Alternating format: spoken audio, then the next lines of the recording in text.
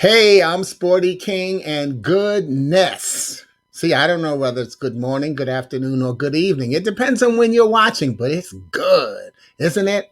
Look, welcome to Gift Friday. I created Gift Friday because so often we hear TGIF, thank God it's Friday.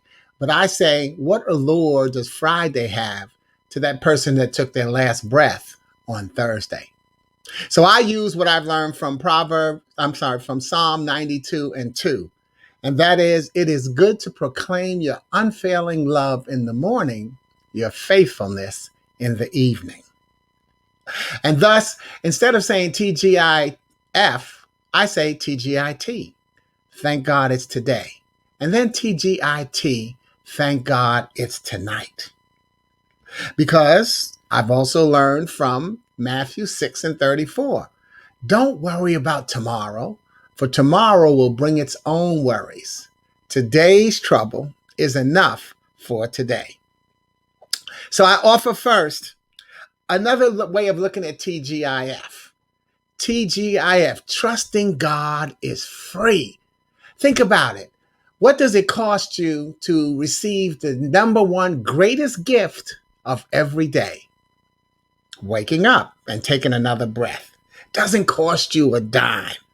And that still moves us into realizing that when we move the T and TGIF to the end, we get GIFT. And we find out what we really should be thankful for. And that is realizing that GIFT, God is for today.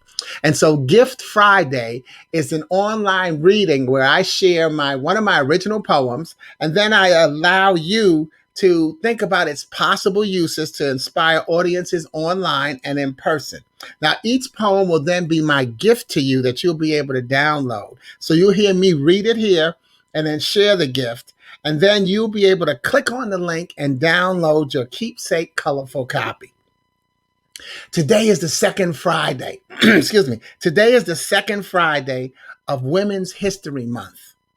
So the poem I've chosen to share is a tribute created for a women's lawyers conference way back in 2000. I think it was about 2008.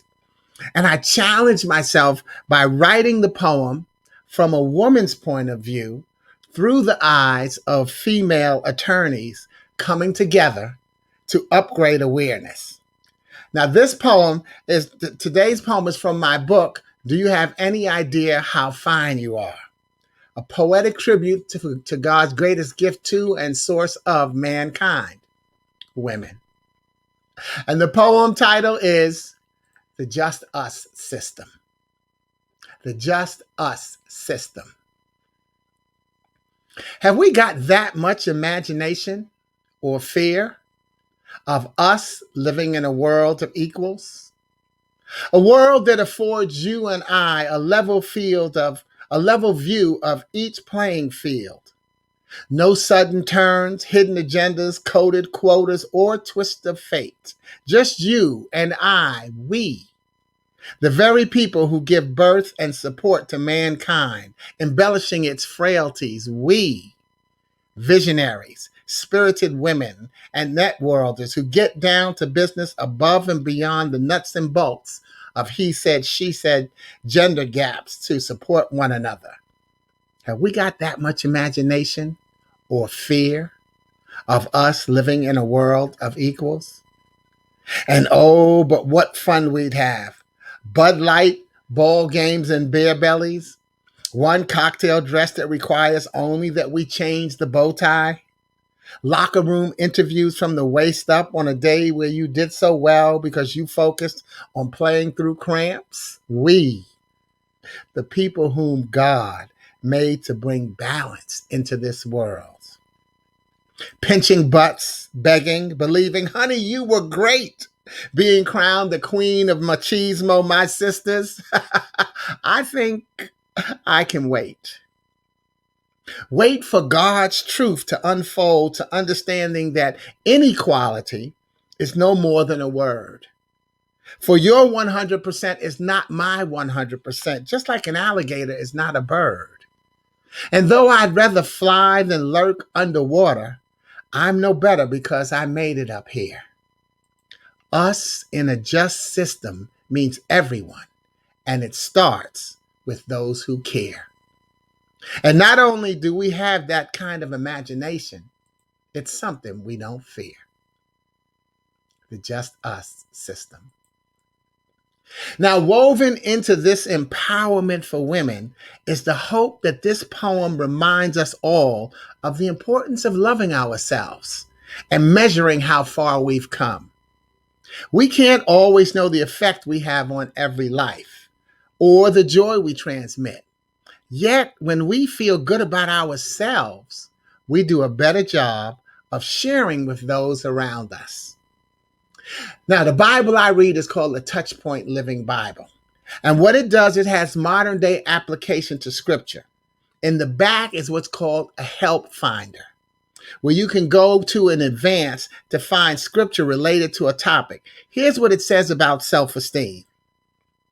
To think more highly of ourselves than we ought is pride, but to think less of ourselves than we ought is false humility.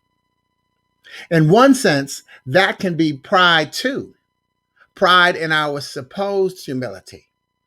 In between, there is an honest appraisal of our own worth, and that is self-esteem. The Bible's message is simple. God values us highly because he loves us deeply. But we must not think we are sufficient without God. Our sufficiency is in the Lord. Our value is tied to the value he places on us. That makes us people of great value indeed. Because of God's power within us, we are capable of doing far more than most of us have dared to dream. Allow God to work through you to accomplish great things for him.